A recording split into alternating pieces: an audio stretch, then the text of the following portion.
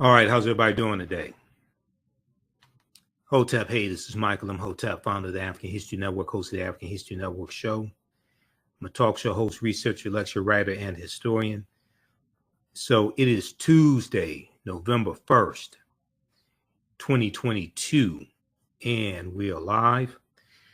So I wanted to come on and talk about this event in history, the Ocoee Massacre of November 2nd, 1920. And this was probably the worst day of election day violence in this country, probably the most deadliest day of election day violence in this country. And even though there were not as many people involved in this massacre as there was in the January 6, 2021 insurrection, you had about approximately 50 African Americans who were killed. Okay. This took place in Florida, in Ocoee, Florida, November 2nd, 1920. So we're right around the time of the year where this is the 102nd commemoration of the Ocoee Massacre of 1920. And you had white supremacists who were trying to keep African Americans from our political power. They feared our political power. Okay.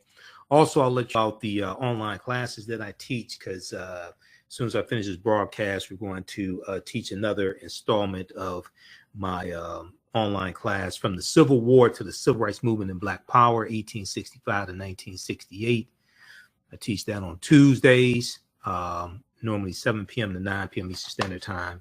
And then on Wednesdays, I teach Ancient Kemet, the Moors, and the Ma'afa, understanding the transatlantic slave trade, what they didn't teach you in school. So we have information in the thread of this broadcast so you can register for those classes. So we're going to look at a few different articles here.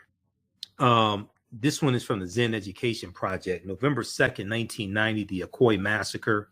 Now, here's a picture of Julius July Perry. Julius July Perry.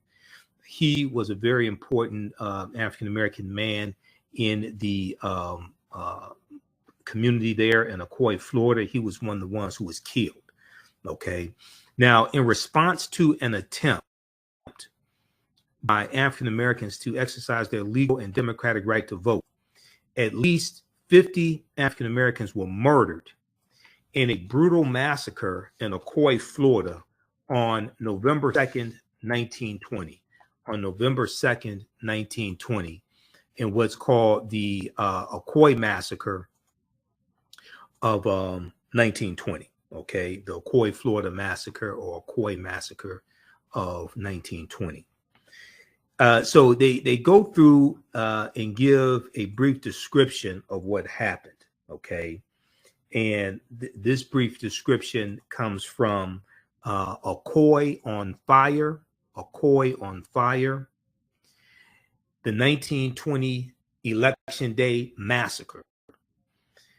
A quiet Florida citrus town became the scene of a gruesome racial cleansing that purged the entire Black population for over 60 years. Because there was about 500 African Americans approximately that were ran out of town, left homeless. Okay, but behind this massacre.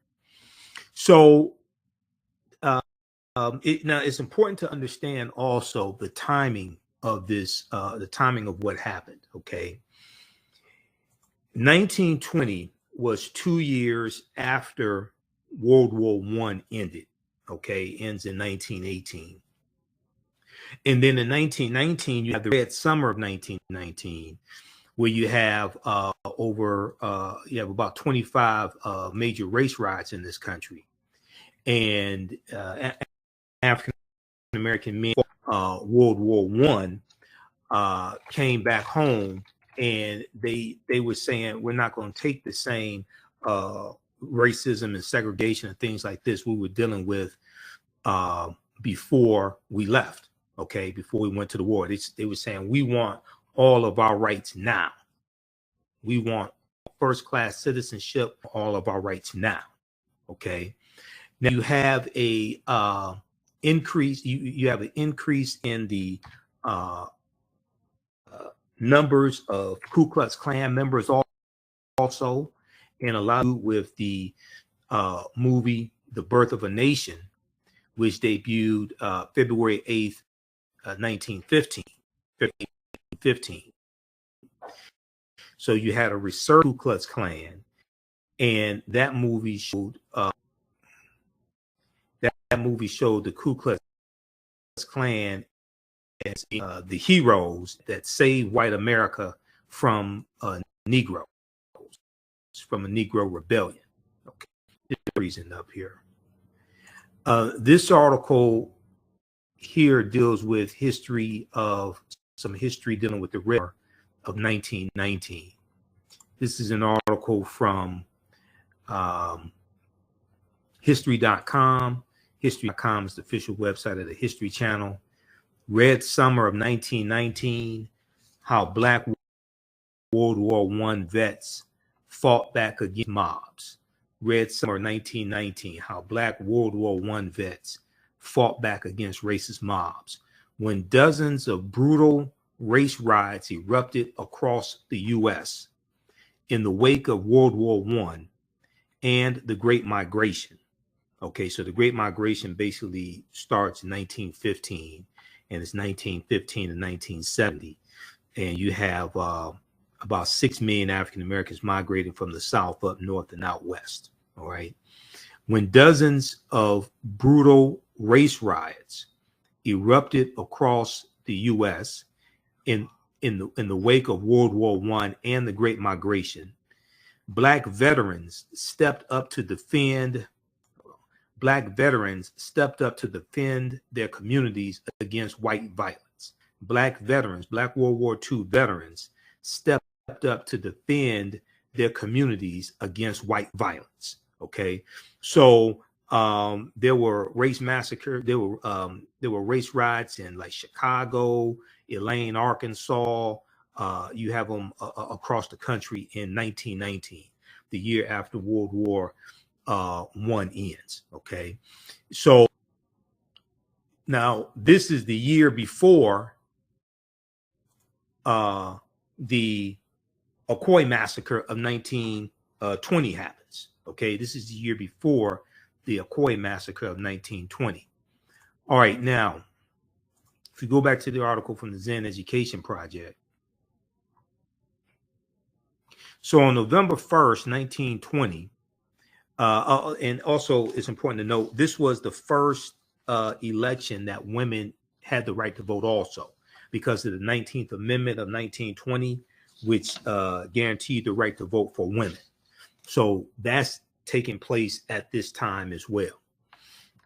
Okay, so on the day before Election Day, November 1st, you had Ku Klux Klansmen wearing white robes, and they were carrying crosses, and they paraded through the streets of two African American communities in Ocoee, Florida, late into the night. With megaphones, they warned not a single Negro will be permitted to vote. Not a single Negro will be permitted to vote. And if any of them dared to do so, there would be dire consequences. Okay, so you have these white supremacists going into the African American community, threatening them the day before Election Day, telling them not a single Negro will be permitted to vote, and if any of you dare to vote, there will be dire consequences. Okay, that's voter suppression. That's voter intimidation. Now, November 2nd, Election Day came, and at least some African Americans did attempt to vote in Orange County, Florida. However, none were permitted to enter their respective polling places. White enforcers camped out around the centers, and poll workers were given instructions to deflect their attempts. Now, right now in Arizona, you have white supremacists out there who are armed, who are there observing people early voting, okay, and taking pictures of people taking pictures of people early voting, things like this, okay. This is reminiscent of what was taking place after, well, one, during Reconstruction, but especially after Reconstruction ends, okay. If we look at this article here from, this is from the Yahoo News, picked up from the Associated Press. Let me go over to this one right here. This is from Yahoo News, picked up from the Associated Press. All right. How's everybody doing? Share this broadcast at social media platforms. As soon as I'm done with this broadcast, we're going to teach our Tuesday night online history class from the Civil War to the Civil Rights Movement and Black Power, 1865 to 1968. Okay. And visit our website, TheAfricanHistoryNetwork.com, TheAfricanHistoryNetwork.com, because you can register for the class there, as well as our Wednesday night class, Ancient Kemet, the Moors, and the Ma'afa, Understanding the Transatlantic Slave Trade, what they didn't teach you in school. Okay, so now this article is from October 31st, 2022. Feds concerned about armed people at Arizona ballot boxes. Feds concerned about armed people at Arizona ballot boxes. This is an article that Yahoo News picked up from the Associated Press, Monday, October 31st, 2022. So this is, history may not repeat itself, but it definitely rhymes. It definitely rhymes. Reports of people watching ballot boxes in Arizona, sometimes armed or wearing ballistic vests, raised some concerns about voter intimidation. The Department of Justice, or the Justice Department, said on Monday, October 31st, 2022, as it stepped into a lawsuit over the monitoring. The statement from the Department of Justice comes days after a federal judge refused to bar a group from monitoring the outdoor drop boxes in the suburbs of Phoenix, Arizona. Threats, intimidation, and coercion are illegal under the Federal Voting Rights Act, even if those acts don't succeed, the government's attorneys wrote. While lawful poll watching can support transparency, quote, ballot security forces, end quote, present a significant risk of voter intimidation, the court documents state.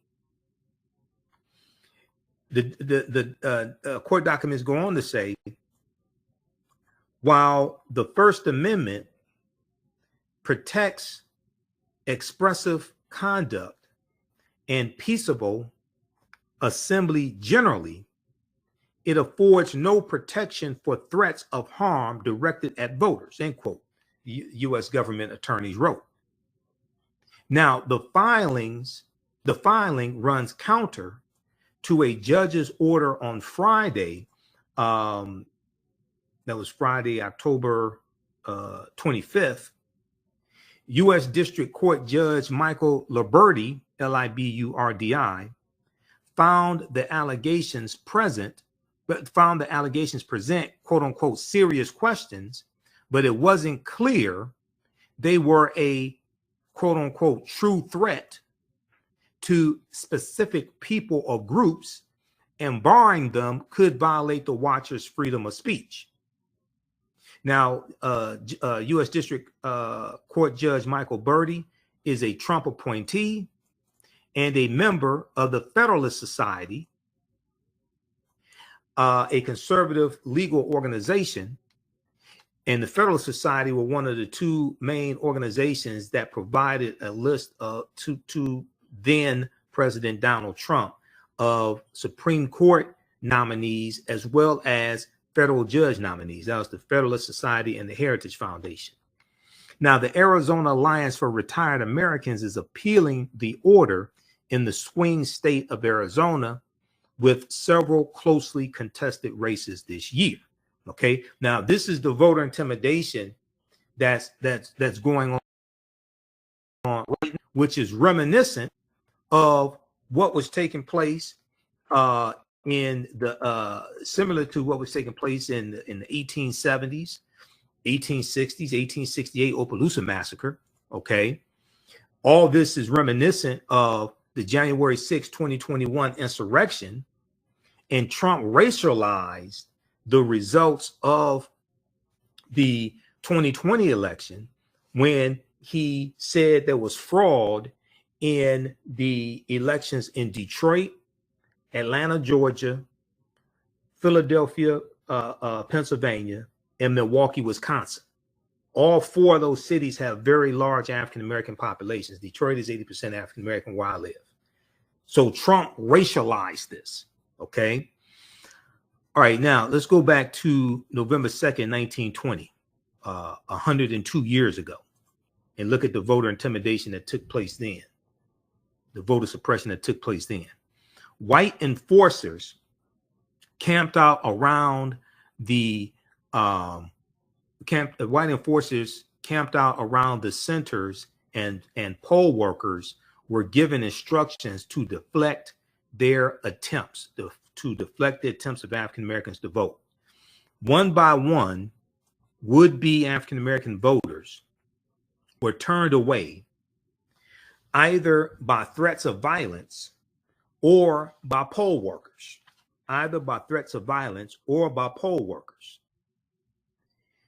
who found their names mysteriously absent from the voter registration rolls. Oh, so you mean their names were purged?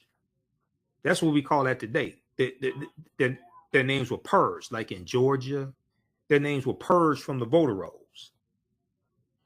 Pollsters instructed these African Americans to get documentation from Notary Public R.C. Bigelow to verify that they were indeed registered to vote.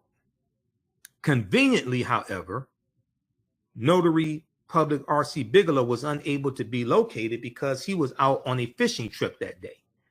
He's out on a fishing trip on election day. Okay. With little other option, most of these African Americans returned to their homes without casting their ballots. Now, Moses Norman, also known as Mose Norman, would not be so easily deterred. After being turned away that morning in his Ocoee precinct, and there were going to be some African Americans who early in the day were able to vote, but then other ones are not going to be able to vote, especially those that come later in the afternoon are not going to be able to vote. Now, after being turned away that morning in his Ocoee, Florida precinct, Moses Norman rode to Orlando, Florida to seek the counsel of Judge John Chaney. Judge John Chaney. The attorney instructed him to write down the names of any African Americans who were not permitted to vote, and also the names of the poll workers who had denied them their constitutional right based upon the 15th Amendment of the U.S. Constitution. Now, Judge John Chaney said a lawsuit against the county there in Florida could be brought to contest this violation. Okay, a lawsuit could be brought to contest this violation. All right, let's see. Give us a thumbs up, give us a heart, give us a like on this broadcast. Now, Mose Norman returned to Ocoee, Florida with these instructions, along with a handful of African-American citizens, again seeking to vote, because they understood the power of the vote. And also they had to pay a poll tax as well. They had to pay a poll tax, which meant that was a tax that they had to pay to register to vote. African Americans, because they instituted this in Florida as a means, as an obstacle to the 15th Amendment. All right. Now, also something very important to note, because Florida has a deep, rich history of voter suppression. Okay, Florida has a deep history of voter suppression, and Florida is a former Confederate also. All right, now when we look at, let me see here. Let me pull this up.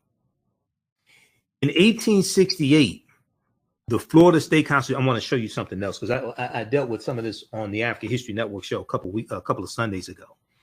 In 1868, Florida writes their state constitution. Now, this is during Reconstruction. Okay, Reconstruction is 1865, 1877. In the class I teach on Tuesday evenings, we deal with the Civil War and the Reconstruction era, things like this, right? This piece here from the Brennan Center for Justice. Let me pull this up. History of Florida's felony disenfranchisement provision. History of Florida's felony disenfranchisement provision.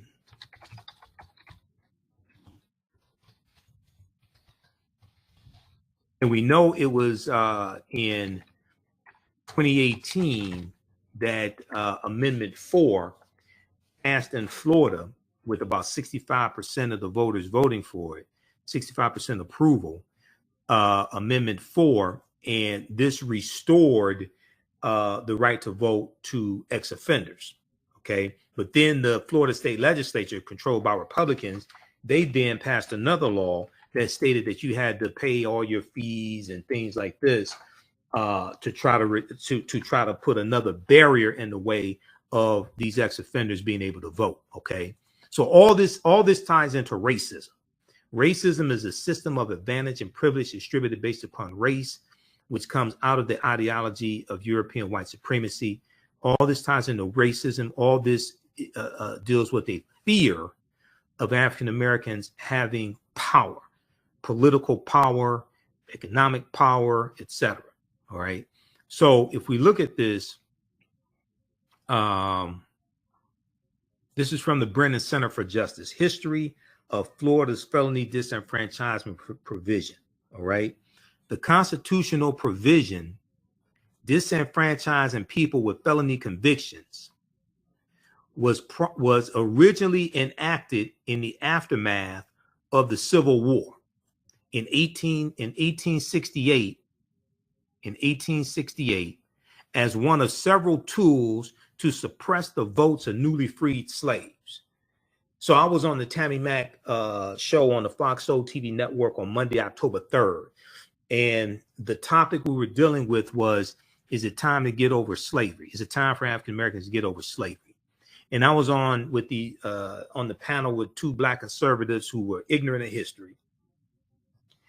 And they were saying it's time to get over slavery and this and that. And one of them said African Americans don't deserve reparations because there were Black people who owned slaves.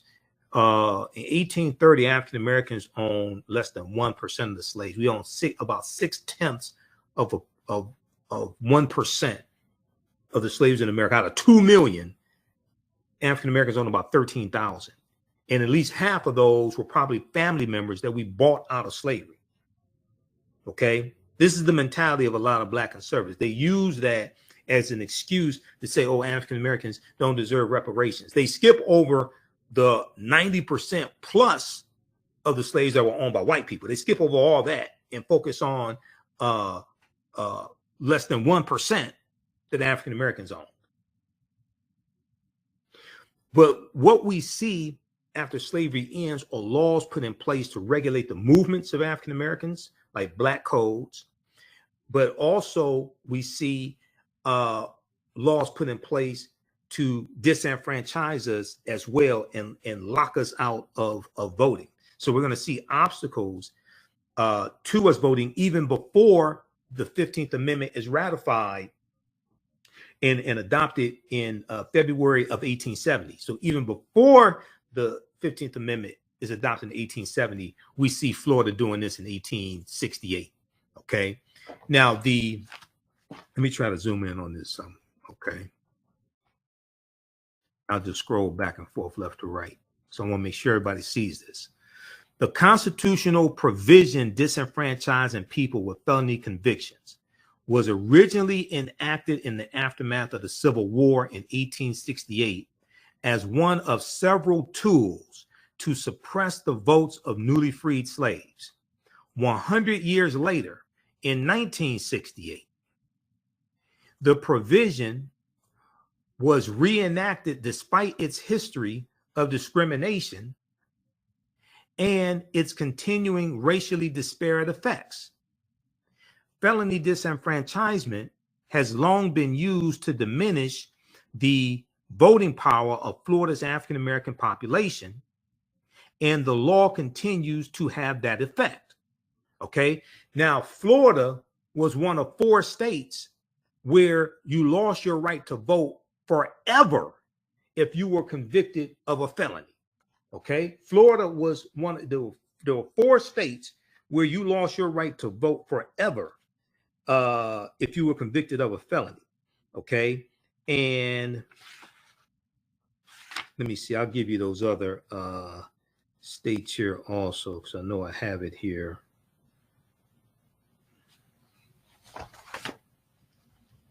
Let me see, I'll find it because I have a bunch of notes on this here. Just a second, where was that? Oh, Kentucky, Iowa, and Virginia. Kentucky, Iowa, and Virginia. Okay, there's an article from Time Magazine that has, I have a bunch of information on this. Okay, so here's why Florida feared African Americans voting. Okay, pay attention to this.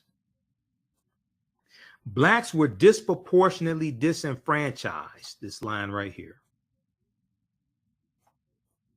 Blacks were disproportionately disenfranchised under the new provision of 1868 in the Florida State Constitution because state policies at the time were designed to control newly freed slaves through the criminal justice system. Okay.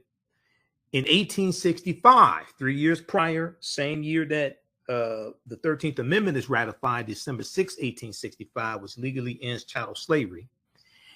In 1865, the Florida legislature enacted black codes as a way to control black freedmen, the former slaves. This is why we need to stop referring to ourselves as descendants of slaves, because the slaves were freed. Because if you actually study history after slavery ended, they did not keep calling themselves slaves. They referred to themselves as former slaves, ex-slaves, freedmen, black freedmen. This is how you get the Freedmen's Bank or the U.S. Bureau of Freedmen, Refugees, and Abandoned Lands, known as the Freedmen's Bureau. They didn't keep calling themselves slaves. So why do we refer to ourselves as descendants of slaves? Why do some of us, and some people mean well, others don't, why do some of us keep trying to put our ancestors back into a status that not only were they legally freed from, but they also took up arms and fought to free themselves from that status, because there were approximately 200,000 African Americans that fought in the Civil War and fought on behalf of the Union in the Army and the Navy. They took up arms to fight for their freedom. So they didn't keep calling themselves slaves after slavery ended. So why do we do that? Maybe it's because we've been taught to have a slave mentality.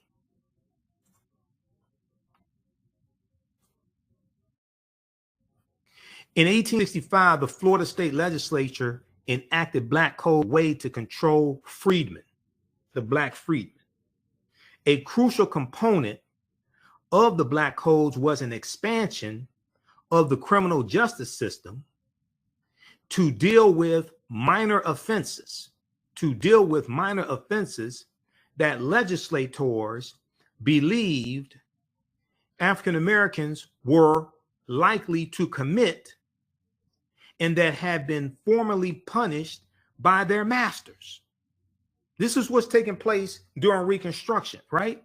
So what's going to happen is, in Florida and other other southern states, they're going to expand the number of crimes that get classified as felonies so that you can increase the number of African Americans that you disenfranchise from being able to vote because you prosecute them and convict them of felonies. This is felony disenfranchisement. And we're going to see this take place after the Civil War ends, even before 1870, when the 15th Amendment is adopted, but especially after 1870. And in Florida, what they're doing is they're targeting minor offenses that the white legislatures believe that African Americans were more likely to commit, and making those felonies, upgrading them from a misdemeanor to a felony. The black codes had their desired effect by the 1870s and 1880s. Estimates show that more than 95% of the convicts in the Florida convict camps were African American. A captain in one of the camps at the time noted it was possible to send a Negro to prison on almost any pretext, but difficult to get a white man there, end quote. But difficult to get a white man there. Now, this is what they really feared. The white supremacists in Florida, this is what they really feared. They feared a Negro legislature. Why did they fear a Negro legislature? Okay, because 48% of the population of the state of Florida in 1868 was African American. As a legacy of slavery, we were almost 50% of the population in Florida, and they feared us voting and dominating in the state legislature. And African Americans now writing laws and voting on laws that white people then have to live by. The same white people that were enslaving African people, now they feared a Negro legislature, and these Negroes up here passing laws that white men now have to follow. Felony disenfranchisement in the 1868 Florida State Constitution was part of a larger effort to prevent a quote unquote Negro legislature. Post emancipation, after emancipation, and the former slaves were freed, 1865. Legislators in Florida feared that freedmen, not slaves, but freedmen who then constituted 48% of the state's population would take over state and local government, because they knew we were going to vote. Because you don't vote for exercise. As I said on Roland Martin Unfiltered last Friday, and as I said on my radio show, we need to stop telling African Americans to exercise your right to vote. You don't vote for exercise. You vote for power. If you want to exercise, go to the gym and exercise. Voting is about power. Voting is about being able to get your agenda pushed, getting policies put in place that are beneficial to you, your community, your people, etc. Politics is the legal distribution that scarce wealth, power, and resources, and the writing of laws, statutes, ordinances, amendments, and treaties, their adoption, interpretation, and enforcement. Okay, laws and policies shape the economy. They impact the tax structure. They impact student loan forgiveness, criminal justice reform. They impact the SBA, Small Business Administration. They determine which drugs are going to be legal. They determine which drugs are going to be illegal. They determine the role the Department of Justice has, and the Department of Justice investigating policies and practices of police departments. All that deals with politics and law. Has nothing to do with exercising. So voting is about power. And we have to wrap our minds around that concept and understand that we have to be able to push our policies, agendas the farthest and get the most accomplished. But to be able to understand which policies need to be put in place and understand that whole process, you have to understand history. You have to understand how you got here, the laws and policies that were put in place to put us in this predicament, so we know where we need to go from here and how to bring that into effect.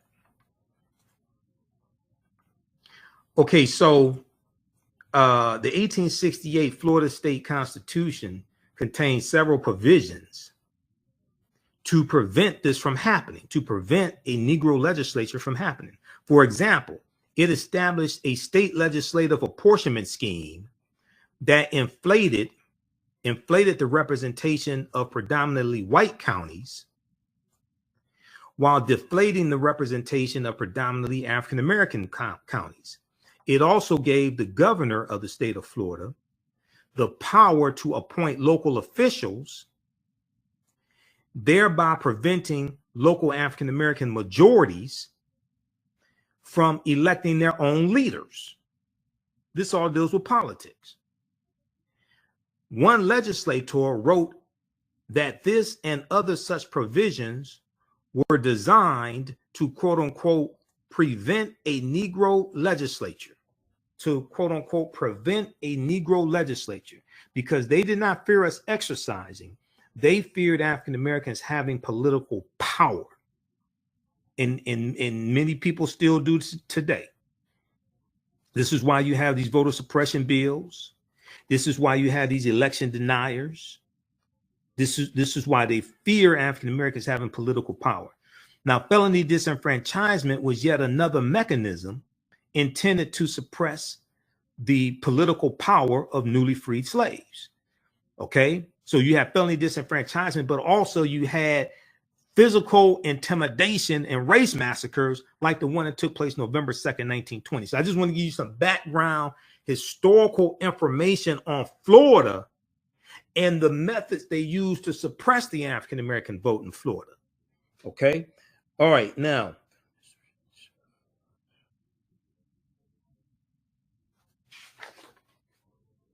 okay, let's continue. Let's go back to the piece here from the Zen Education Project, because I have to teach this class as soon as I finish this broadcast also. How y'all like this type of information?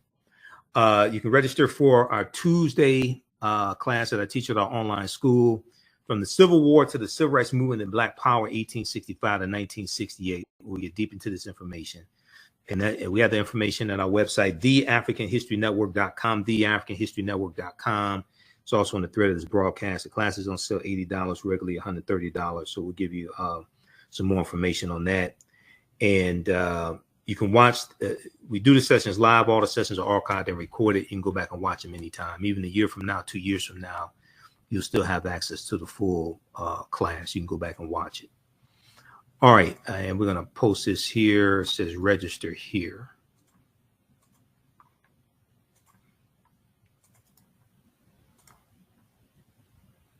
Let me post this here. Okay. All right, let's continue.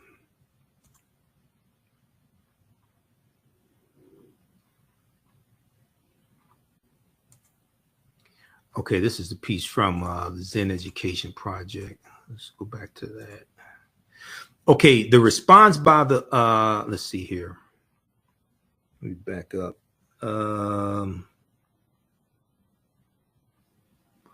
Okay.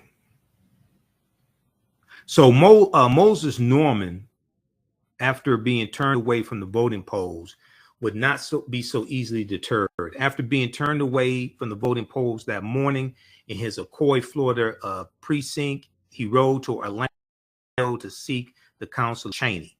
All right. Now, Moses Norman returned to Ocoee,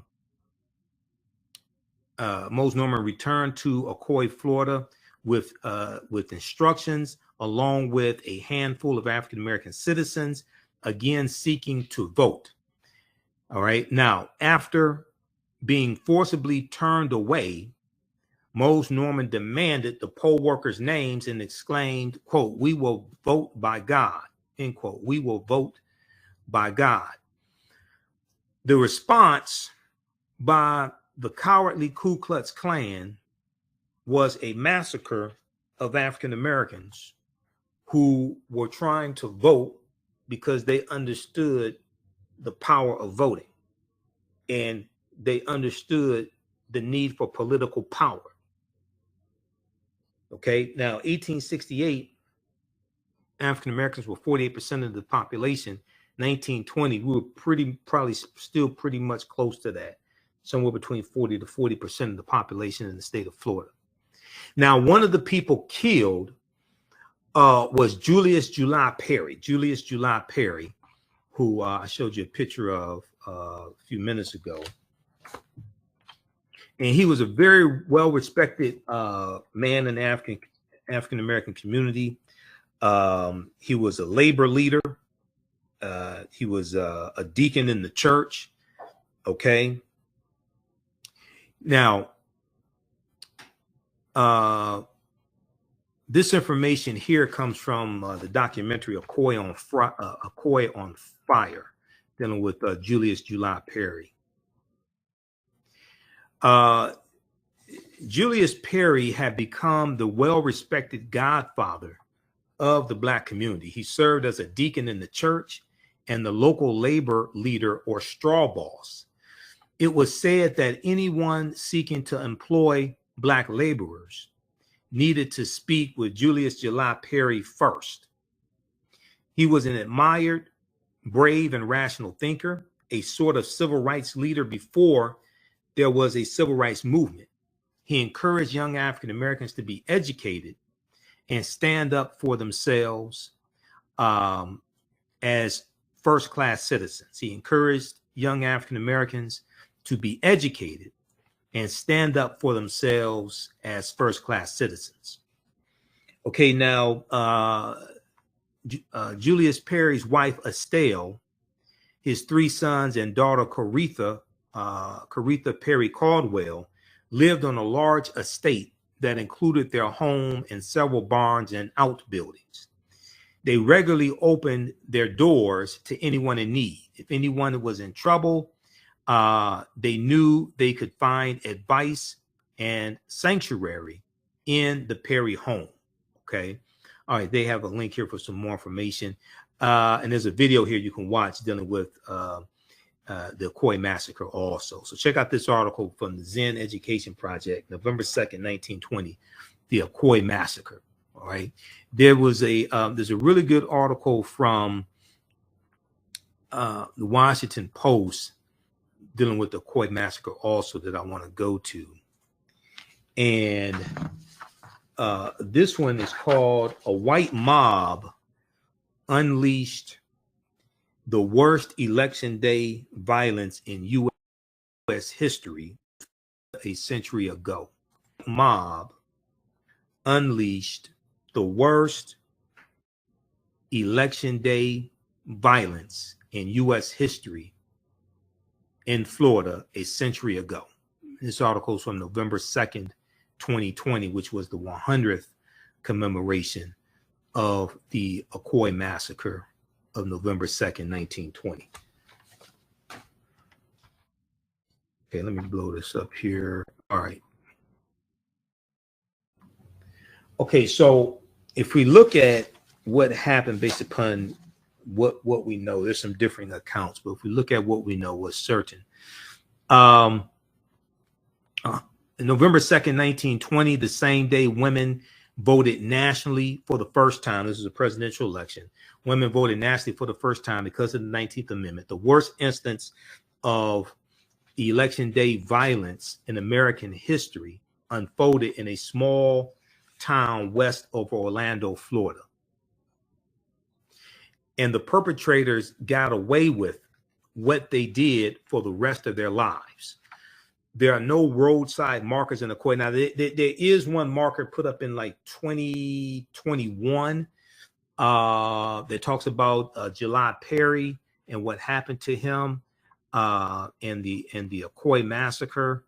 There's a historical marker that was put up there. 1920 looks like it was put up. Well, according to blackpast.org, June 21st, 2019, a historical marker honoring July Perry and others killed in the massacre was placed in Heritage Square outside the Orange County Regional History Center. Until recently, many descendants of survivors had no idea they were descendants of survivors of the Ocoee, Florida massacre, or that they had been robbed of a valuable inheritance long before they were born. Let me see here. Okay.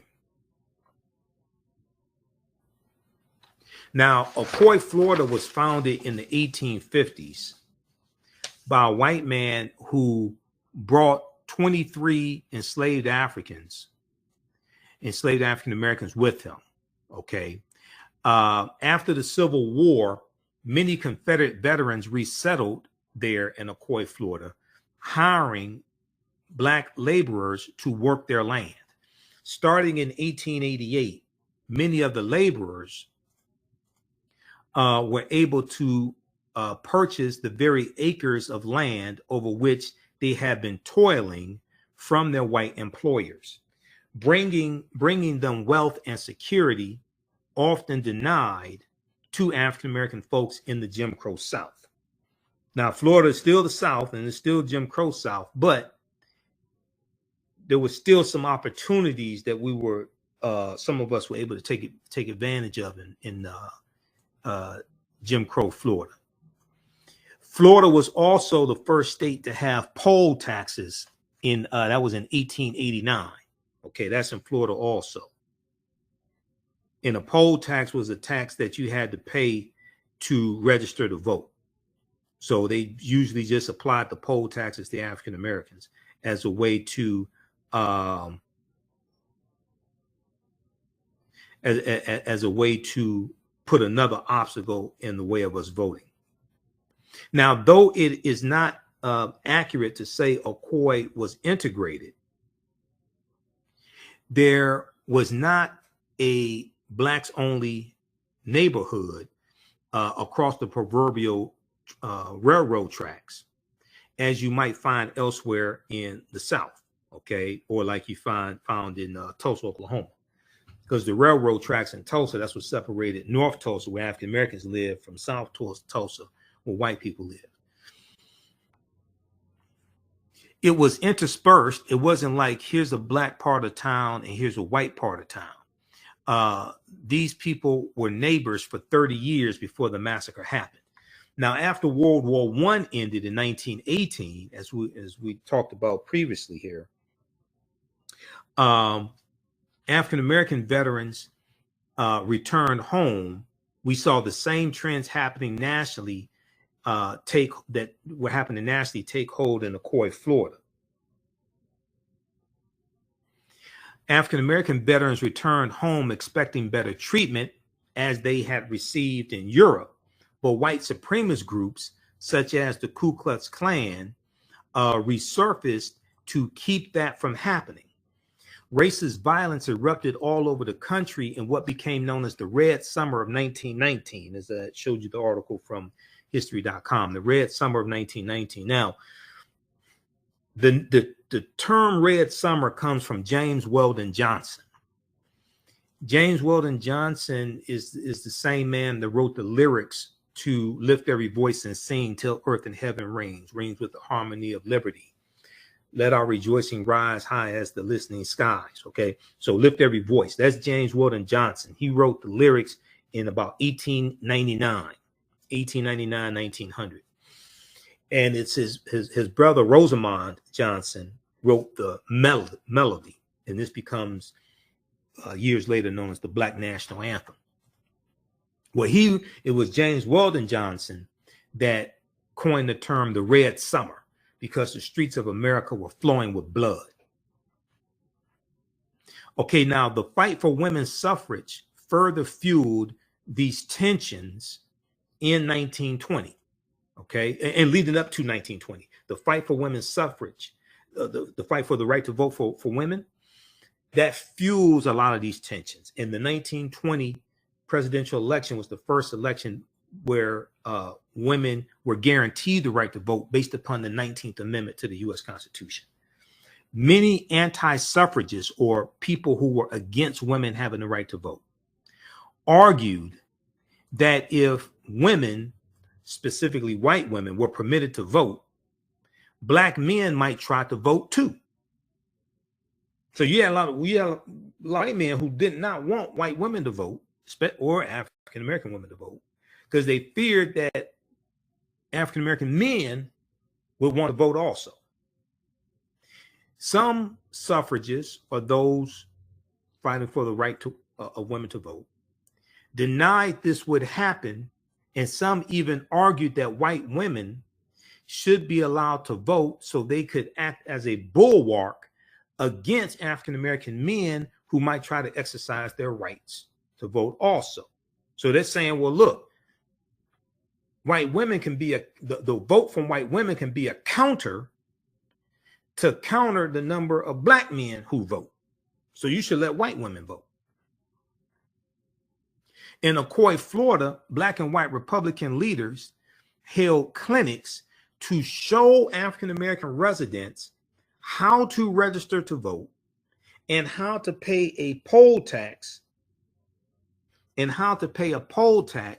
and cast a ballot. Now, the 24th Amendment to the U.S. Constitution banned poll taxes in 1962. A month before the election, two white leaders, Attorney W.R. O'Neill and Judge John Chaney, who we talked about a few minutes ago, both received a threatening letter from the Ku Klux Klan. The letter read, quote, "We shall always enjoy white supremacy in this country, and he who interferes must face the consequences.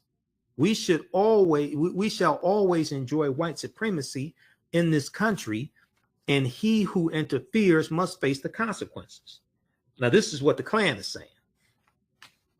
Okay, so across Florida, in Daytona, Florida, Jackson, Florida, and Orlando, local chapters of the Ku Klux Klan held huge rallies to intimidate potential African American voters. Now, Florida may not spring to mind immediately when one thinks of the Jim Crow South, but in fact, there were more lynchings per capita in the Jim Crow in Florida than in any other states besides Mississippi, because we know Mississippi was the state that had the most number of lynchings from 1882 to 1968. They had 581 lynchings in Florida, in Mississippi. 581 lynchings in Mississippi.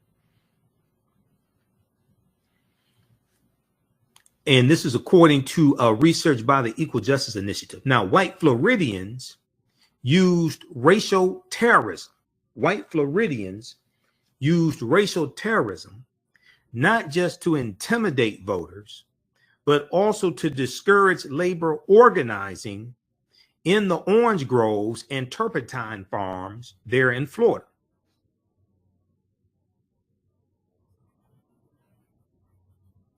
So they have the letter here, the threatening letter also. Okay, so you can check that out. Now, despite the threats, a handful of black residents in Ocoee, Florida, both men and women, showed up to the voter polls on election day.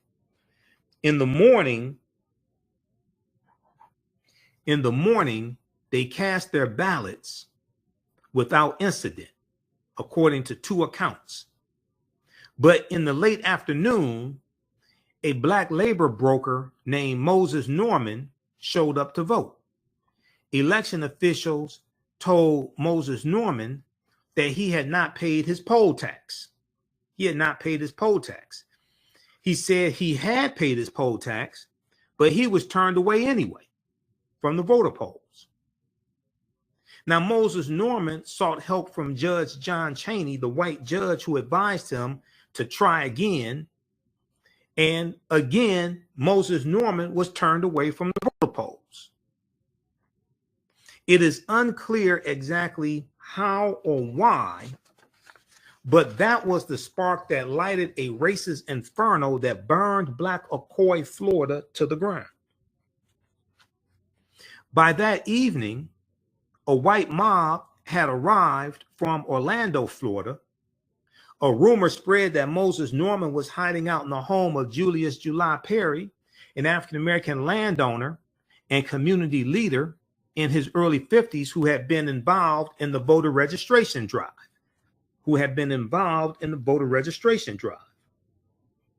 July Perry's house was surrounded by the white mob. At some point, two white men shot and killed. At some point, two white men were shot and killed. Okay, perhaps by Perry's teenage daughter, perhaps by one another, as they fired weapons at the house. Then Julius July Perry's house went up in flames. So did the nearby African Methodist Episcopal Church, the AME Church, where Moses Norman and July Perry were trustees, and at least 24 other homes owned by African Americans were also set on fire. There's a picture of July Perry as well. So basically, the options were leave and get shot or stay and burn. Leave and get shot or stay and burn. And that was said by, let's see, this is Pamela Schwartz, chief curator of the Orange County Regional History Center in Orlando, Florida. Pamela Schwartz, chief curator of the Orange County Regional History Center in Orlando, Florida. Now, it may be never known exactly how many African American residents were killed that night.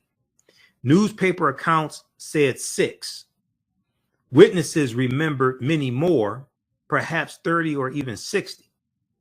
One person claimed 2.5 wagon loads of black bodies were dumped in a trench near the lake.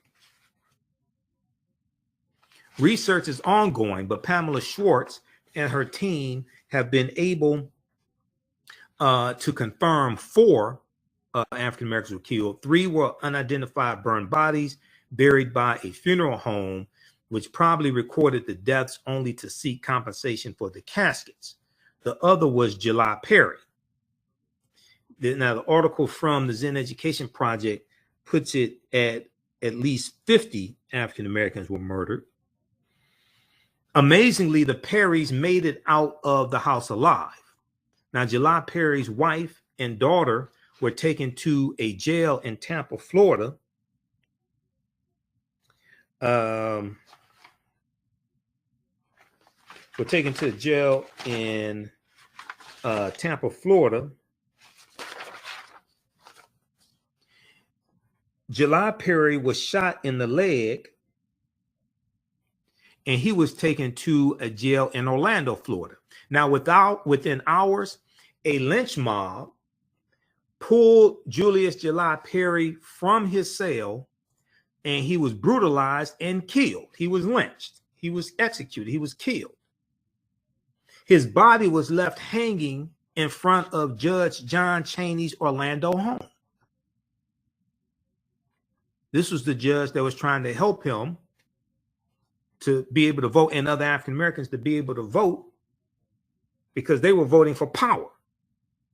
They understood the power of voting. They weren't voting because they want to exercise. No one was ever held responsible for any of the deadly violence.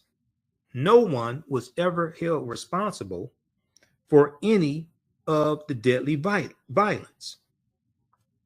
Agents of the Bureau of Investigation, which is the precursor to the Federal Bureau of Investigation, the precursor to the FBI, was the Bureau of Investigation. They showed up a few weeks later, but they made it clear that they were not investigating murder, arson, or assault. They were investigating election fraud. They were only investigating election fraud. Now, the leader of the mob of the Ocoee Massacre, the leader later became the mayor of Ocoee, Florida.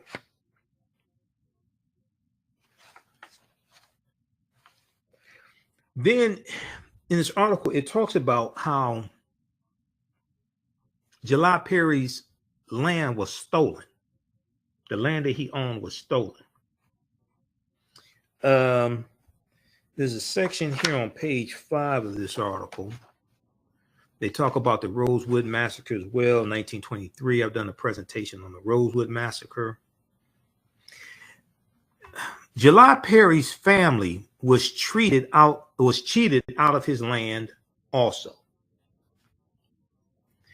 While his wife was still in jail in Tampa, Florida, his wife signed over the executorship of July Perry's land to Bluford Sims, a Confederate captain and July Perry's former employee. That sounds like a Confederate name too, Bluford. Bluford Sims posted an ad in the newspaper for, quote, beautiful little groves belonging to the Negroes that have just left Ocoee. This is an ad he placed in the newspaper. Okay, he's trying to sell the land that July Perry owned. Quote, beautiful little groves belonging to the Negroes that have just left Ocoee. Now, after years of litigation, July Perry's children received about $100 each for land that he owned that sold for thousands of dollars. Now, some more background information on Ocoee, Florida. Ocoee, Florida was a whites-only sundown town until the 1970s. Now, sundown town means that a lot of these towns at like 5 o'clock or something like that, African Americans could work in the town, but a bell would ring or a whistle would blow at like 5 o'clock or something like that. And that was a signal for the African Americans to get out of the town before sundown hit. Otherwise, you could be harassed, you could be beat up, you could be killed, you could be put in jail. These were sundown towns. Florida had a lot of sundown towns. Ocoee was one of them. Now, African Americans in the region never forgot what happened there in Ocoee, Florida. In the late 1990s, a local activist group, the Democracy Forum, pressed for town halls about the Ocoee massacre, some of which included descendants of the perpetrators.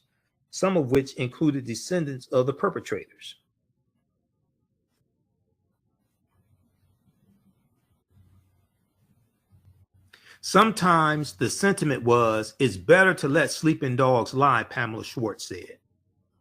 15 years later and 35 miles away, an African-American teenager named Trayvon Martin was shot to death in Sanford, Florida.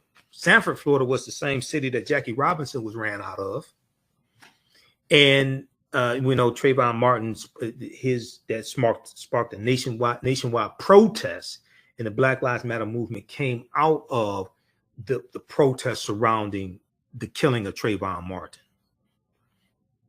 In 2017, members of the Democracy Forum approached the History Center with its archive of the Ocoee massacre. They also asked for a 100th anniversary commemoration in 2020.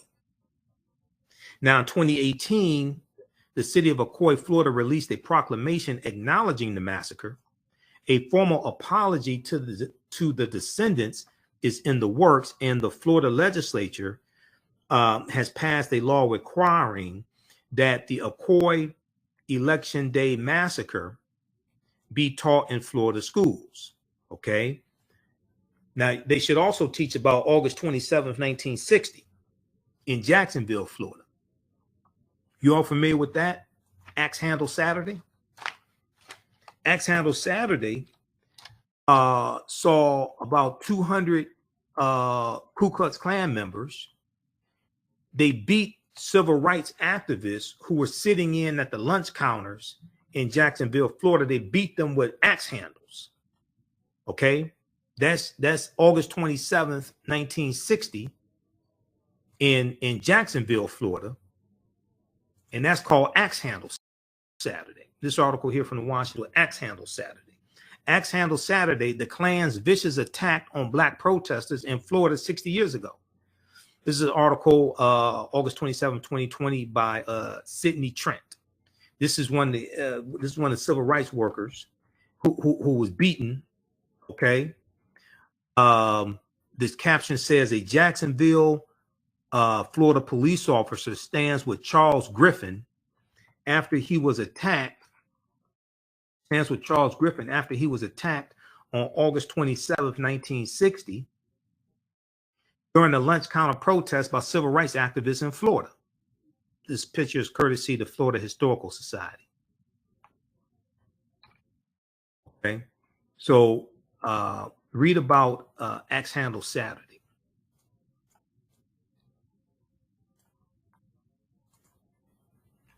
This also happened in Florida. Let me go back to this other piece here. How y'all like this type of information? Give us a thumbs up, give us a heart, give us a like. We'll go back to this in just a second. If you like this type of information, you can register for the online history classes that I teach on Tuesdays and Wednesdays. As soon as I finish this broadcast, we're going to do our Tuesday, November 1st class. But I'm preparing. I have to do a presentation for the Midwest Decarbonization Environmental Summit on Wednesday. I'm speaking there Wednesday and Friday. It's a virtual summit.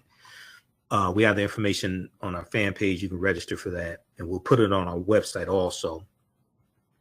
So I'm running behind schedule today, but you can register for the online classes that I teach. We have the link here in the thread of the broadcast. It's also on the homepage of our website, TheAHNShow.com, TheAHNShow.com. So when you scroll down the page, you'll see the information for the radio show. You'll see our Cash App and PayPal information. On Wednesdays, I teach ancient Kemet, the Moors, and the Ma'afa, understanding the transatlantic slave trade, what they didn't teach you in school. We deal with thousands of years of history and what leads up to the transatlantic slave trade taking place. So we teach that class on Wednesday, 7 p.m. to 9 p.m. Eastern Standard Time. That class is on sale $80, regularly $130. We do the sessions live. All the sessions are archived and recorded. You can go back and watch it anytime. So even a year from now, 2 years from now, you can watch the entire class. Then on Tuesdays, I teach from the Civil War to the Civil Rights Movement and Black Power, 1865 to 1968. Okay, it's the same cost and the same structure of the class. And we have a bundle pack where you can register for both classes. On sale, $130. That's a over $300 value. And you click right here to register here. You can use debit card, credit card. If you've taken any of my online classes in the past, email me at AHNShow@TheAfricanHistoryNetwork.com, AHNShow@TheAfricanHistoryNetwork.com, or just click right here on Contact the African History Network. Okay, and you can email us right through the website. Okay, you can email us right through the website. All right.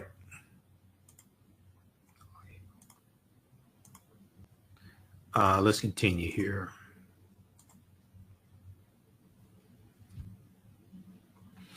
Okay, I want to go back to quickly this article here from the Washington Post. And then there's a quick article that I want to show you from blackpast.org has some information on this also. Blackpast. And then there was a scholarship set up, okay, for the descendants. So I want to talk briefly about that because I talked about this on the African History Network show when this article came out June 4th, 2021, dealing with the scholarship that was set up for the descendants. Let me go back to this one here.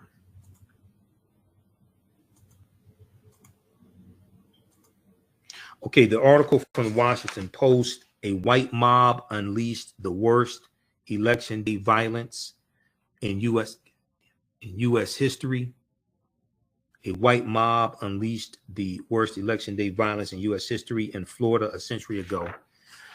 If we go back to that article, the last page 6 of the article, It says the property where the AME church used to be that was burned down is now a Mexican restaurant.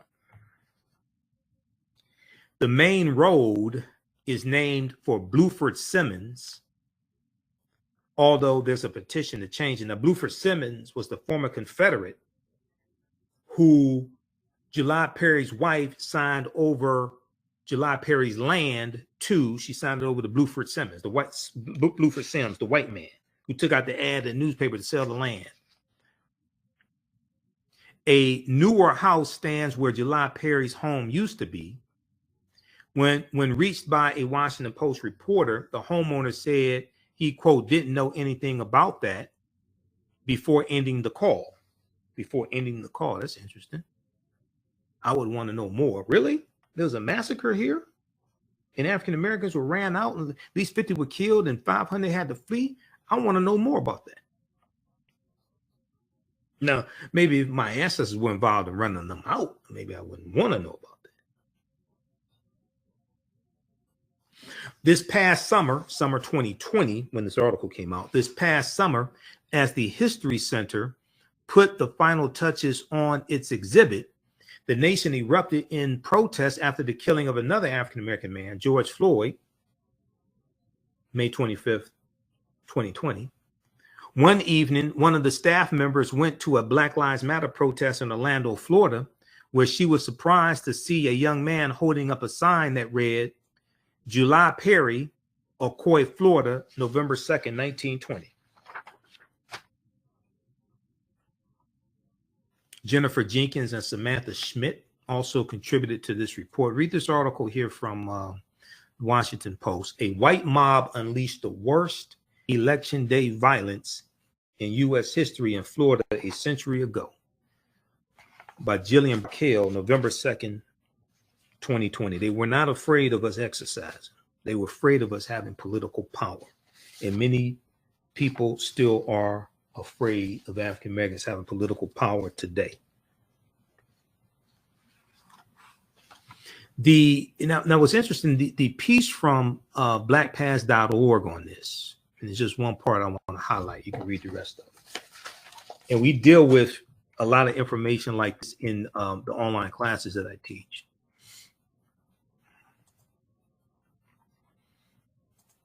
Let's look at this right here.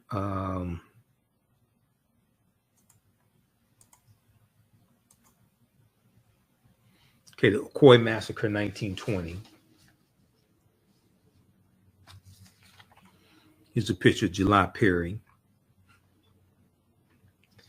But I want to look at something here. Now, Walter White of the NAACP investigated the massacre. And he passed for white. Okay, he passed as a Caucasian during the visit. He could pass for white. That's how light-skinned he was. He reported that some locals were, quote unquote, still giddy with victory. Some locals were still giddy with victory when he arrived. He also said that locals reported 56 African Americans killed, but he claimed 30 deaths in his official report. In 1921, the NAACP and other civil rights organizations called on the House Election Committee of the U.S. Congress to investigate the massacre and Black voter suppression in Florida, but the U.S. House of Representatives failed to act. This is what the NAACP was doing in 1921.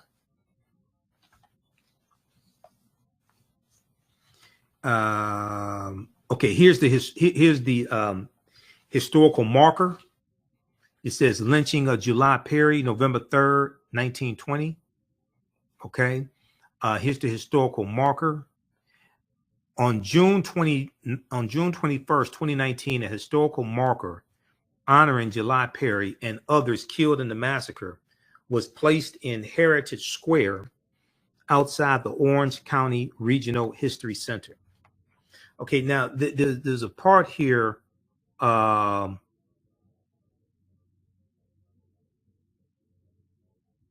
This part right here.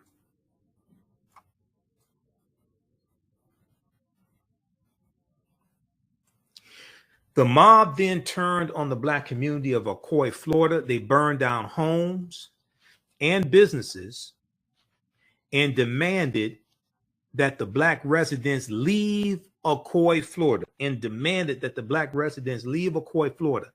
In the face of this threatened violence, the entire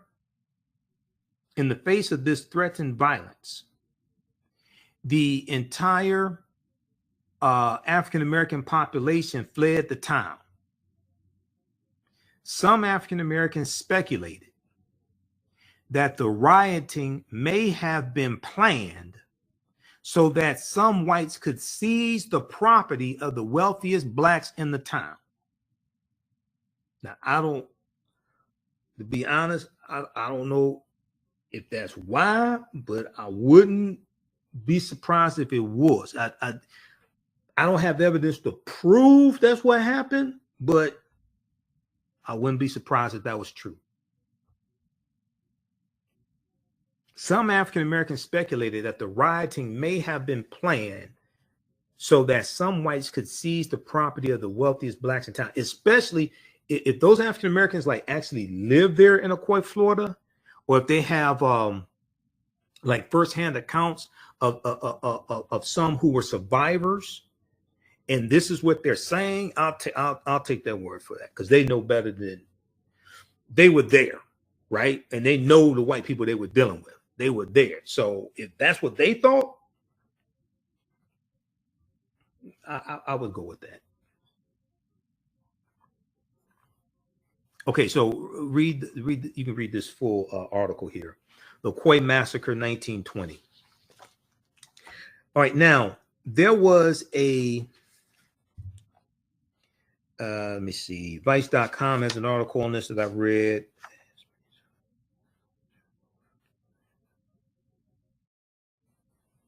Okay, all right, we're back.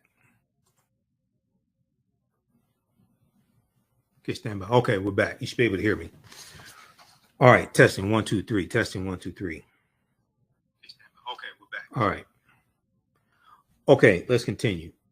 There was an article from Vice.com on the Ocoee, Florida massacre. It's just one part that I want to highlight here.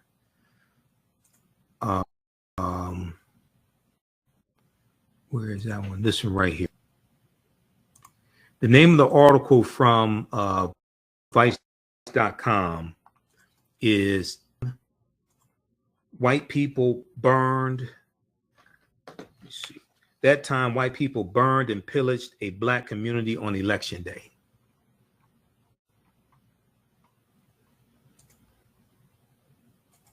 Let's pull this one up.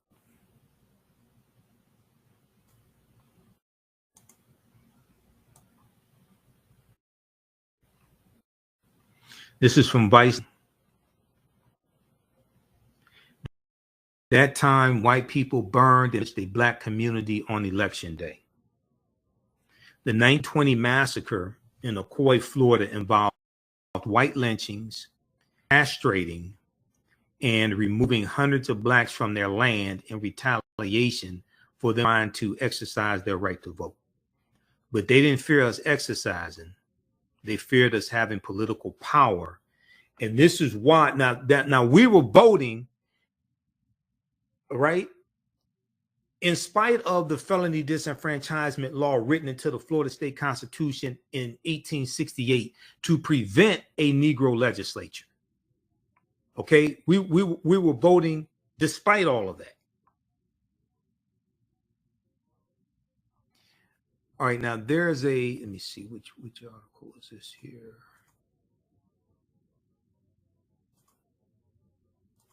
Okay, there's a part I want to go to. Oh, and this article is written by Deborah Douglas. It's important to understand this chronology of history because this happens 2 years after World War II ends, and this happens 1920, the year after the Red Summer of 1919. Election Day 1920 gave us one of the most violent, horrific stories in the democracy, and unfortunately, despite loss and the unimaginable racism that precipitated the carnage, it's a tale that has largely been left untold.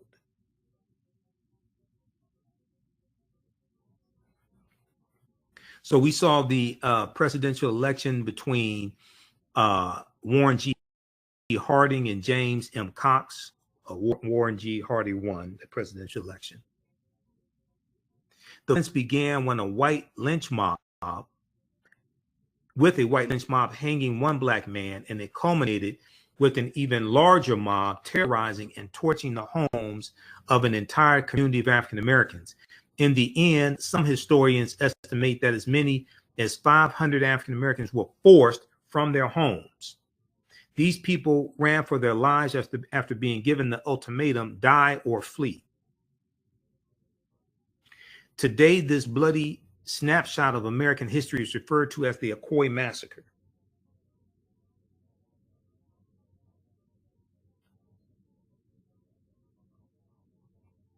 I want to go to this part right here and go down a little bit. And yet the opposition to black voting was immense leading up to the November 2nd, 1920 election. It helped fuel the resurgence of the Ku Klux Klan throughout the South, because the Klan gains a lot of power in the 1920s. They are increasing their numbers and gain a lot of power and political power in the 1920s. Because the Klan had by 1915, the Klan had largely died out. They were not, throughout history, just a dominant organization. No, they were founded December 24th, 1865 in Pulaski, Tennessee. Later in the same month that the 13th Amendment is adopted. It's ratified December 6, 1865, when Georgia ratifies the 13th Amendment. It's adopted December 18th. Then about a week later, the Klan is founded. Okay. So by 1915, a lot of the early members of the Klan have died out. The KKK responded to voter registration drives for African Americans in Florida by holding its own hostile demonstrations in cities like Miami and Orlando, threatening the kind of violence and terror that it ultimately perpetuated in Ocoee, Florida, with impunity.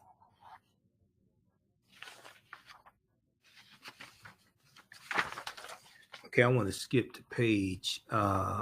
Page 2.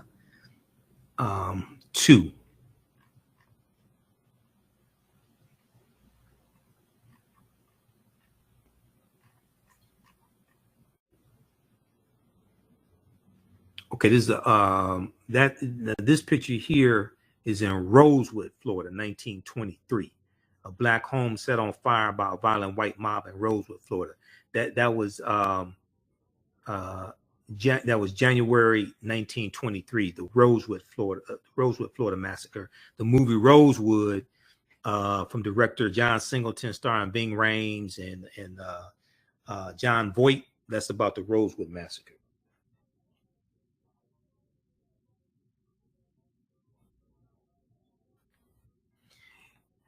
I want to go. Let me see. Drunk off the violence and lusting for more blood, the white mob turned its wrath on 2 black areas of Ocoee, Florida. The mob set fire to rows of black-owned homes, black churches, and black schoolhouses. The African Americans in the community tried to fight back using firearms in shootouts, but the white mob prevailed and went about torturing anyone who remained. One African American man named James Langmead, Langmead, refused to leave. For his valiance, according to Fusel's account, he was castrated.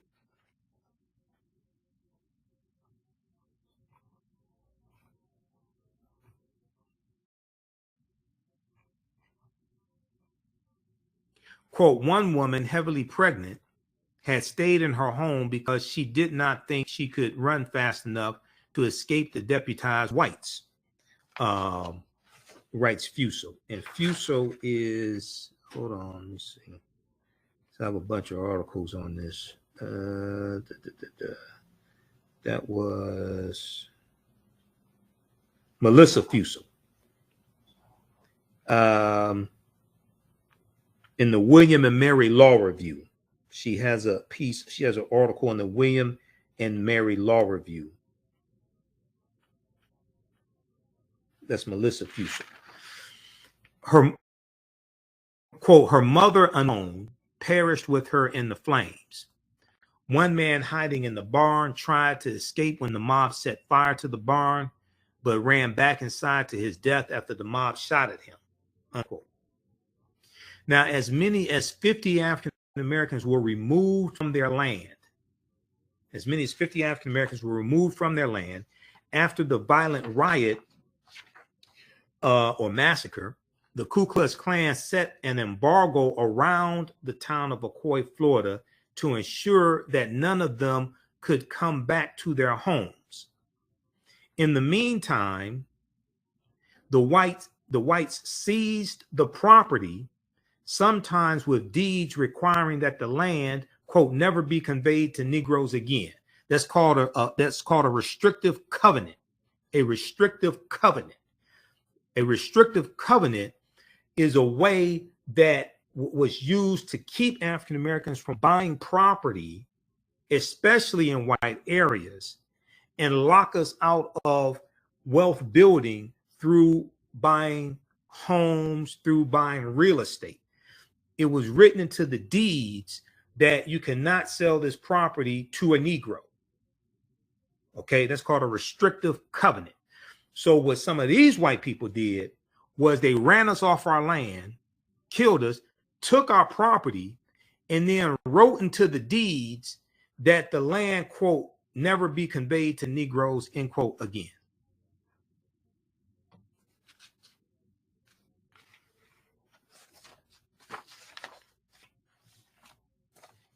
They didn't fear us exercising. They feared us having political power. This is why you have to understand history and law, because history and law and politics, all that intersects. Politics is the legal distribution of scarce wealth, power, and resources, and the writing of laws, statutes, ordinances, amendments, and treaties, their adoption, interpretation, and enforcement. Okay, all this is connected. Now, there was last article. How's everybody doing? Give us a thumbs up, give us a heart, give us a like on this broadcast. Be sure to register for online class, because I'm going to teach one. As soon as I finish, we're going to do our Tuesday class. I'm running late, but we're going to do an hour of our Tuesday class from the Civil War to the Civil Rights Movement and Black Power, 1865 to 1968. And then on Wednesdays, 7 p.m. to 9 p.m. Eastern Standard Time, Wednesdays, I teach Ancient Kemet, the Moors, and the Ma'afa, understanding the transatlantic slave trade, what they didn't teach you in school. Okay, there was a article from June 4th, 2021 from MiamiNewTimes.com, and I talked about on the African History Network show when this story came out. So that was June 2021.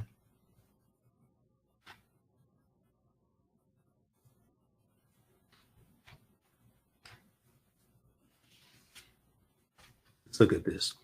Florida approved scholarship fund as reparations for 1920 massacre. Let me pull this article up just a second. I'm going to post the information here. You can register for this, help support the African History Network, helps us keep doing the research, stay in the air, keep broadcasting. Okay.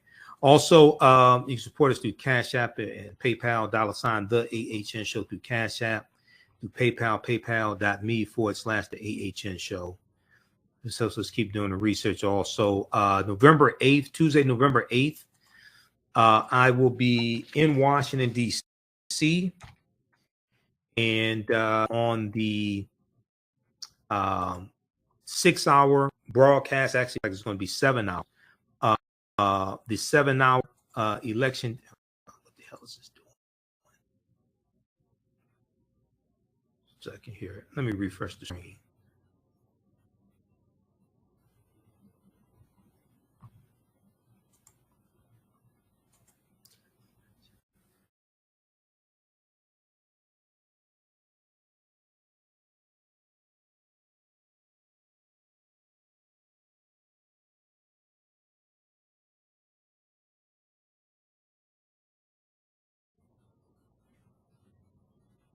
Okay, we're back.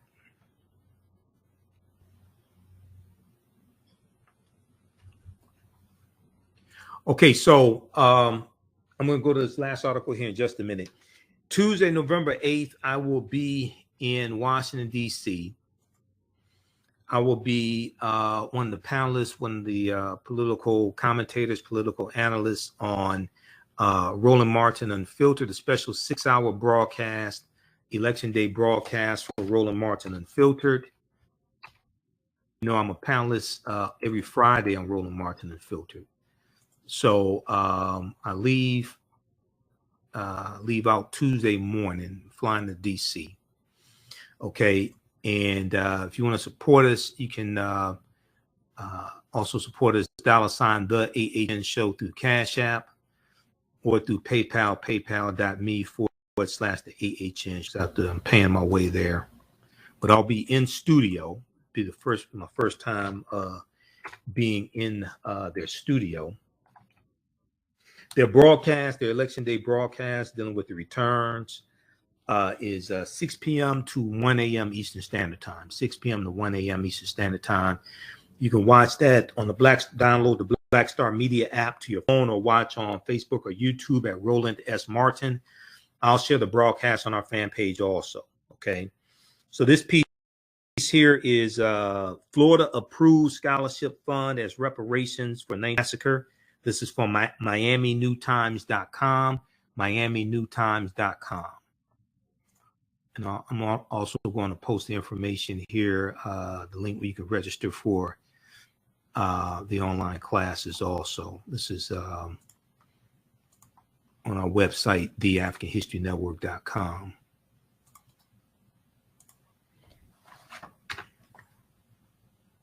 So very briefly here, this is one good thing that no good Ron DeSantis did do. Even a broken clock is right twice a day. You still don't want to use that clock to tell time by.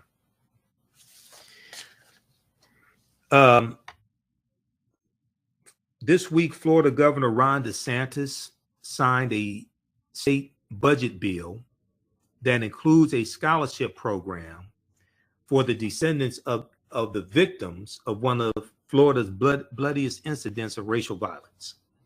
The scholarship is a rare instance of reparations for wrongs committed against African Americans in the U.S.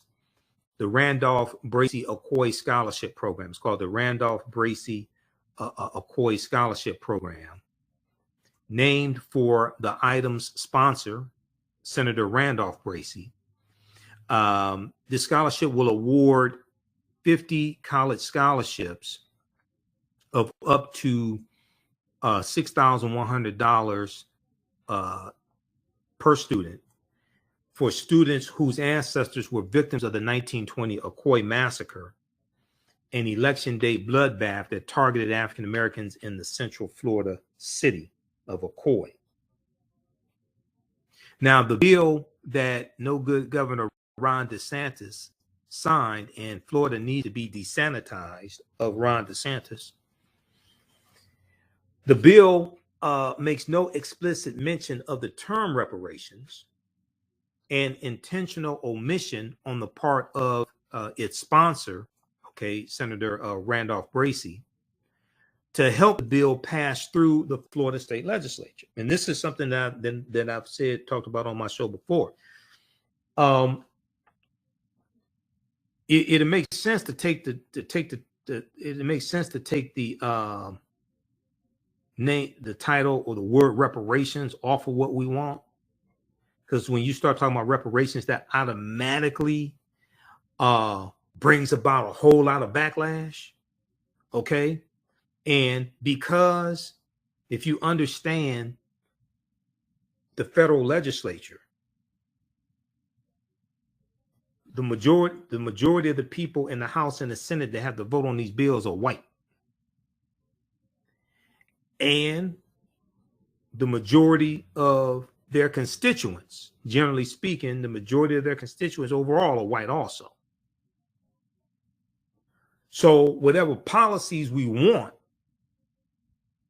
it'll make more sense to take the term reparation of it and just push the policies as opposed to having name reparations on it, because that becomes a focus of white backlash, reparations. And then you have people say, oh, my ancestors didn't own slaves, things like that. Well, first of all, nobody asked you if your ancestors owned slaves or not. Then you got to get through all that.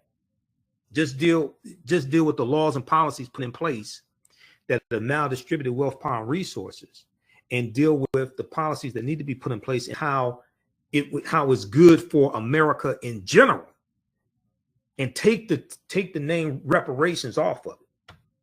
When you study the history of slavery in this country, there was a reason why most African slaves who ran away at nighttime and not in the daytime.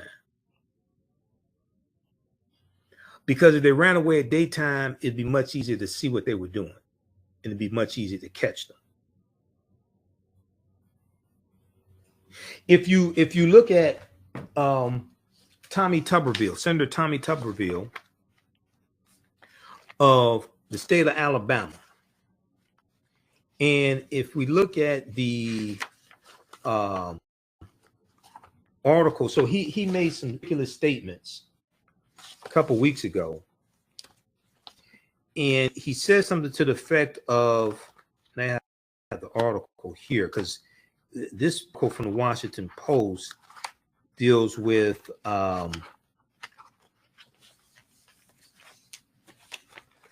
it deals with how the GOP, how Republicans are using a lot of coded language, and these are all, I do a lot of research. These are all like recent articles. Okay, this act here deals with midterm elections. Like this stuff right here. While Republicans are focusing so much on crime and inflation, this is from the October 17th, 2022. See, this stack here deals with midterm elections. Hold on, there was this piece.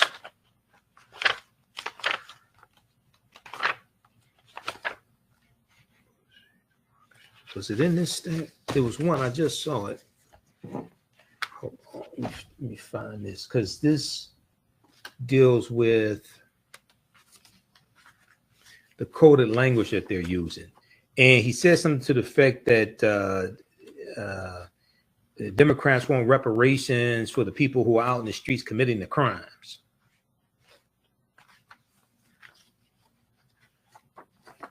Where's that article? That's not. I think it's in this one here. Is it in this one? I just saw it. Racist GOP appeals heat up in final weeks. Yeah, this is here because I was dealing with Louisiana. Louisiana wants to change who gets counted as black to lock more African Americans out of voting. This deals with the redrawing of the congressional districts. Okay, so this article right here. Let me pull this up from Washington Post. And this is from October 15th, 2022.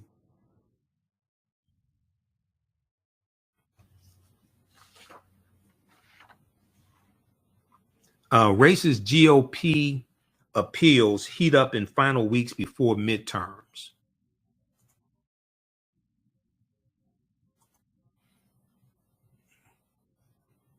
Let's pull this up. All right, Robert Harris. Okay, thanks for the support through Cash App. Really appreciate that. Definitely need that.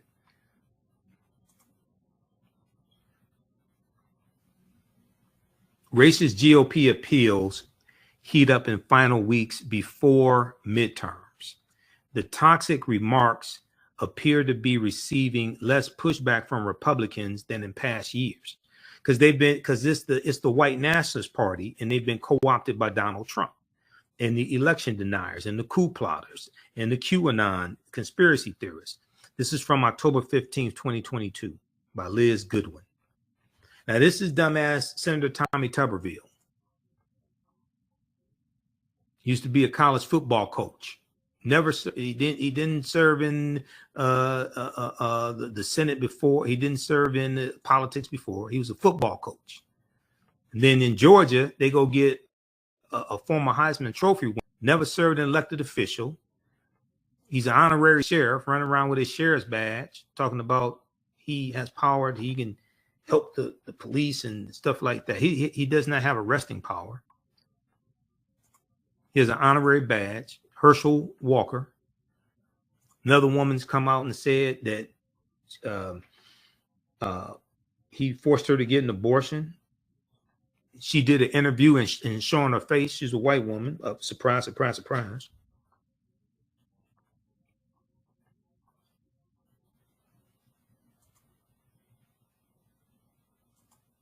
Okay, where is this one? Hold on, where'd it go?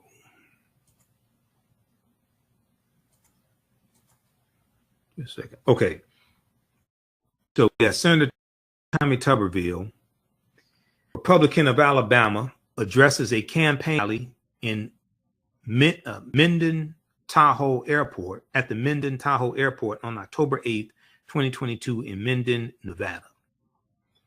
Senator Tommy Tuberville suggested at a rally in Nevada in October that African Americans are criminals. A day later in Arizona, dumbass Marjorie Taylor Greene, Republican of Georgia, appeared to refer to a specious conspiracy theory about immigrants that has been associated with white nationalists, baseless claim that at least 2 GOP candidates for the U.S. Senate have echoed. In Wisconsin and North Carolina, Democratic candidates for Senate have faced a barrage of ads on crime that feature mugshots of black defendants. These are ads Republicans are running. Now,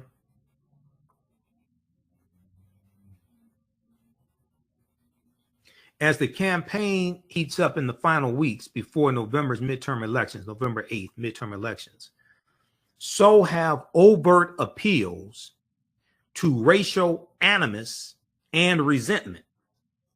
And the toxic remarks appear to be receiving less pushback from Republicans than in past years.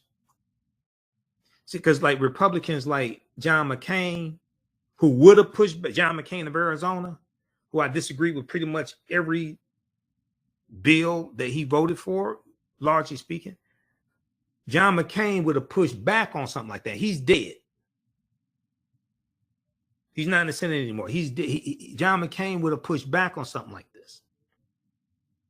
And the toxic remarks appear to be receiving less pushback from spineless Republicans, like punk-ass Lindsey Graham out of South Carolina, than in past years, suggesting that some candidates in the first post-Trump election cycle have been influenced by the former traitor-in-chief's norm-breaking example. Now, Michael Steele, African-American Michael Steele, who's the former Republican National Committee chair, and they kicked him out. Okay. Rush Limbaugh didn't like Michael Steele, and they kicked Michael Steele out. He said, quote, anybody who's got a title in the party could say something. Senator, governor, anybody. He noted a deafening silence in the party after Senator Tommy Tuberville's comment. Quote, anyone could stand up and say, can we stop this, please? But they won't. At the Nevada rally that was staged by Donald Trump in the town of Minden Okay, on Saturday, October, that would have been October 15th, Saturday, October 15th. For the state's top Republican candidates, Senator Tommy Tuberville called Democrats, quote unquote, pro-crime, even though the red states, some of the red states have more crime than some of the blue states.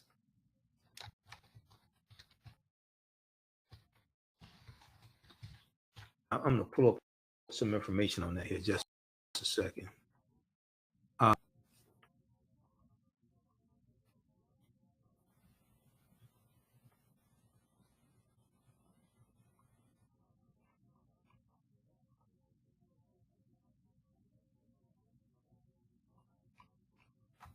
Okay, I'll pull up some information on that here in just a second. Then I have to teach this class too. We're going to do an hour of the class today. Quote, they want crime, he continued. They want crime because they want to take over what you got. They want crime because they want to take over what you got. They want to control what you have. They want reparations because they think the people that do the crime are owed that. Now, this is what Senator Tommy Tuberville of Alabama, Republican, said on the campaign trail. October 15th, he said it's in Nevada, October 15th, 2022. He said the Democrats want crime. They want crime because they want to take over what you got. They want to control what you have. They want reparations because they think the people that do the crime are owed that. Just so people understand, no Republicans in the House or the Senate support reparations, not even the black ones. Not Senator Tim Scott of South Carolina, not Burgess Owens of Utah, not Byron Donalds. Is it Byron Donalds or Brian? No, one of the dumbass out of Florida.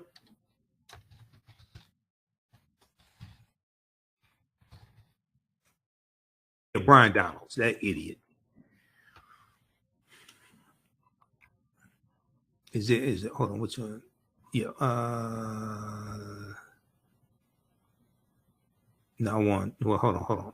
It is, I want the black guy married to the white woman. Hold on just a second. Let me find the right one. Yeah. This dumbass right here.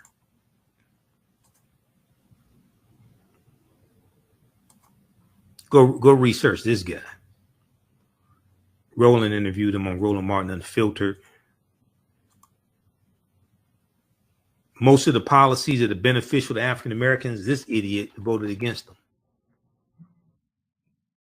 Then I went to the Twitter page, saw he's married a white woman, and because when I saw him on Roland Martin Unfiltered, I'm listening to him. He voted against the American Rescue Plan. He voted against the George Floyd Justice and Policing Act. He voted against the John Lewis Voting Rights Act. And I went to his Twitter page and married to a white woman. Oh, that makes sense. See, I can tell. I see why he's smiling. Protecting Florida's most important national resource, white supremacy. That's what he's protecting. Meet Byron. He has spent his entire adult life serving others, whether it's through violent others. Okay.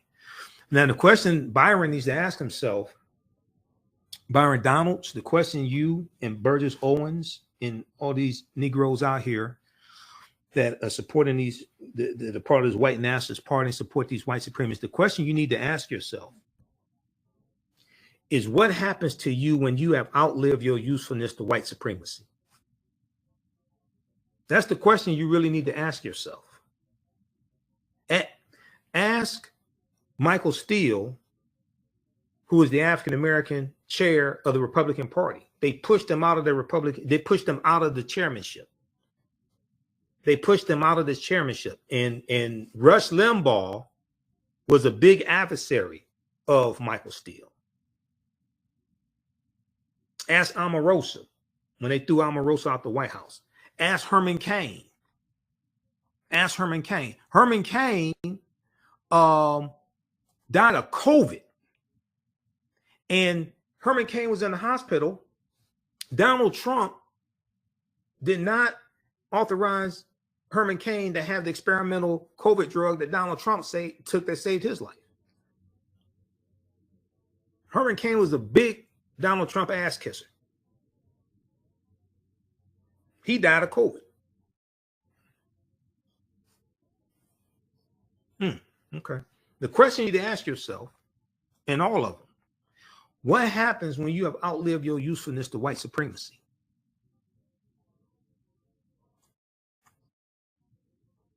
So this is what Tommy Tuberville said, attacking reparations and associating African Americans with crime. Now, a debate over whether to provide reparations or compensation to the descendants of people formerly enslaved in the United States, has existed in the country for decades. By invoking it, Senator Tommy Tuberville appeared to link African Americans to crime in a battleground state where Republicans are fighting to gain one Senate seat, and with it potentially the majority in the Senate, so they can stop President Biden's federal nominations to the federal bench. Okay, he's gotten like about 84 of his nominations to the federal bench. Federal judges confirm. They can stop his nomination. They can block his nominations to the U.S. Supreme Court. You won't be able to get bills passed in the Senate. It's going to be very hard because the Senate majority leader controls which bills come to the Senate floor for debate or for a vote. And if Mitch McConnell is Senate majority leader, he's going to shut down all this stuff. Like he did when Republicans took control of the Senate in 2014. And for all the people who think, oh, Republicans are going to do a better job. Yeah, that's right. See, Herman Cain was at the, I talked about this when it happened. Herman Cain, there was a big Trump rally. It's a super spreader Trump rally. Herman Cain was there with a bunch of black Trump supporters, and they weren't wearing masks. Most of the people at that Trump rally, it was an indoor Trump rally, most of them weren't wearing masks. We don't know for certain that he got COVID from that super spreader event, but it's most likely that he did. We don't know what percent certainty got COVID from there, but it was shortly after that event that he came down with COVID. And he took a picture, and he had the picture on his Twitter page. I think it was Twitter, maybe also Facebook, but he had it on his Twitter page, taking pictures with the other African Americans there with their Trump hats on, all this stuff, not wearing masks. And he had information on his Twitter page mocking wearing masks. And he caught COVID and died from COVID.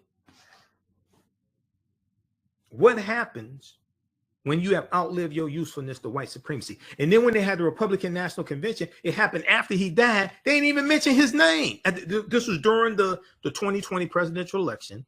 They had the Republican National Convention. They televised it. Okay. It was on mainstream TV. They televised it. They didn't even mention his name. You know, like at the Grammys, they have like a section at a segment of the Grammys, like the entertainers and the music stars that they lost this year. Okay, and they play the music, and on the big screen they show their name and things like that, and their birth date and the date they died, and they have the scroll and they show the different one. They didn't do that for Herman.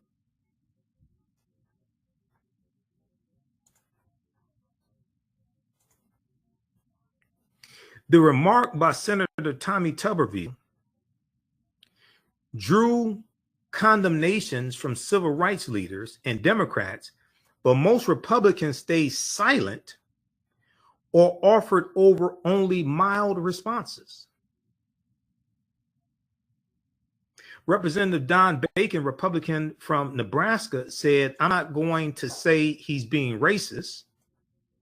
He said this on NBC's Meet the Press when asked about the comment. He said, quote, "But I would not use that language. Be more polite."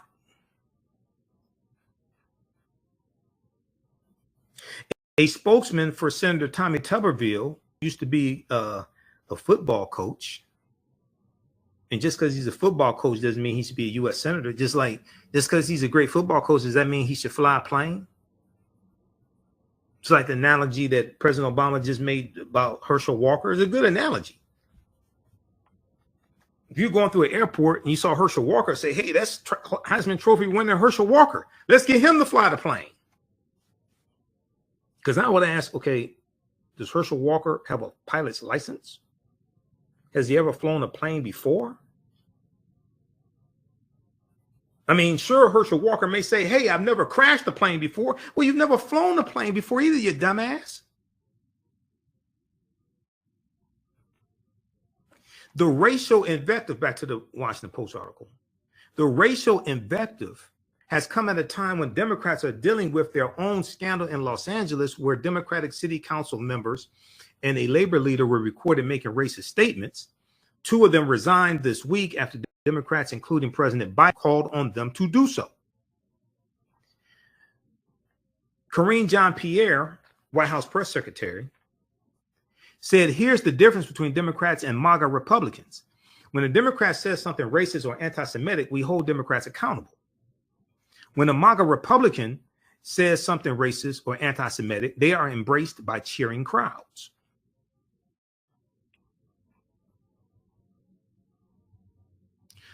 Okay, read the rest of this here.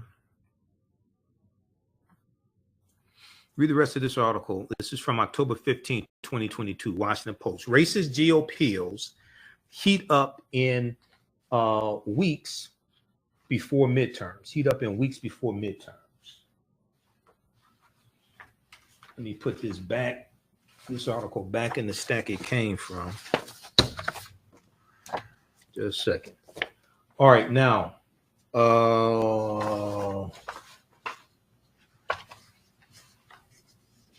let's get this stack back right here. We got that. That's Vice. Oh, the last article. I wanted to look at this here dealing with crime. Hold on. Let's put this stack together. This is Ocoee Massacre. See, these are just, I have two stacks. So I have two big stacks of articles. This is half of like one of the stacks of articles that's to my right. These are like all recent articles. Like this is some stuff. This is from my file on reparations, because I'm on a reparations panel tomorrow. California calls for comprehensive reparations. This is, so I have a file full of reparations. This is like just part of the file folder, but this is the stack here. All this stuff. This is like all recent research. This is, I was pulling some information on criminal justice, like Biden signs executive order on policing 2 years after George Floyd's death, all this stuff. Okay, this is from CBS News, right? So, because I had to go, I have a file on the Biden-Harris administration. So this is like half of the stack. Okay, and then I got two stacks on the desk next to me. And then I've got 1, 2, 3, 4 stacks of articles on the floor that are about 2 feet high, 1.5 feet, 2 feet high. So this piece right here, let me see. We've got, okay, I Googled it.